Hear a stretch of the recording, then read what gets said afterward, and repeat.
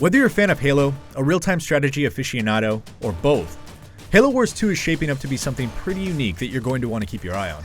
If you spent time with the original Halo Wars at any point in the past 8 years, you'll find a lot of familiar things in this next chapter. But Halo Wars 2 is doing some surprising things as well that might make this the real-time strategy game for you.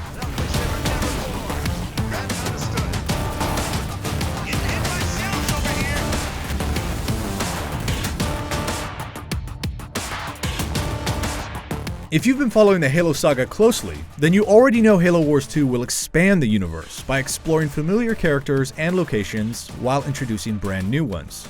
If you're not following the Haloverse and just looking for some good strategy gameplay, then you're in good hands. I was able to get my hands on the second level of the Halo Wars 2 campaign, and though it was early, there was already a great sense of scale, supported by constant story beats through scripted gameplay events and exploration. Of all the attempts at bringing the real-time strategy-style gameplay to the limited inputs and precision of a console controller, Halo Wars was arguably the most successful. Halo Wars 2 follows right along in those footsteps, with a control scheme that admittedly takes some getting used to, but delivers a totally capable gameplay experience on Xbox One. Having played both versions in single and multiplayer, I still prefer the PC for its precision, but I was surprised how quickly everything translated when I moved over to the controller. And both versions look great, so you won't be missing much if you go with the console over the traditional PC. Halo Wars 2 is bringing an impressive number of multiplayer options to the series. The traditional deathmatch and three-point capture style domination modes are both here and staples of that base building, micromanaging experience. But my favorite mode that I played was the quick and constant Strongholds, where players must battle over base locations. The team with the most when the timer runs out wins. It's that simple. But the catch is everyone has unlimited funds to spawn whatever they want within their population limit, and technology upgrades are unlocked for everyone at timed points throughout the match. The more strongholds you own, the more population you're given, which leads to some incredible swings in power late in the game. If you don't want to worry about base building and you just want to send wave after wave of armies into the grinder, Strongholds is the mode for you.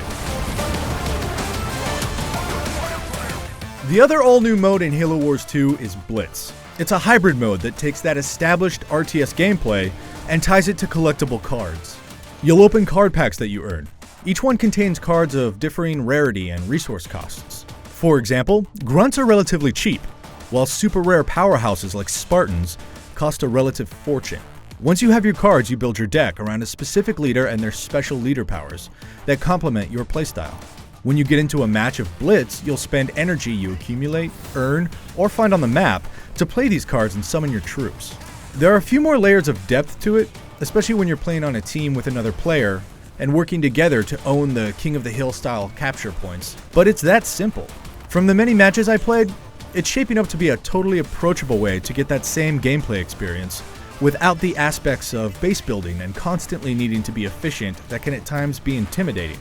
Best of all, there's also a firefight variant that can be played alone or cooperatively with a friend, which pits you against waves of increasingly aggressive AI until you're overwhelmed and they stomp you. Still, it's fun in the same way Firefight is in Halo proper, and a great way to practice Blitz for multiplayer.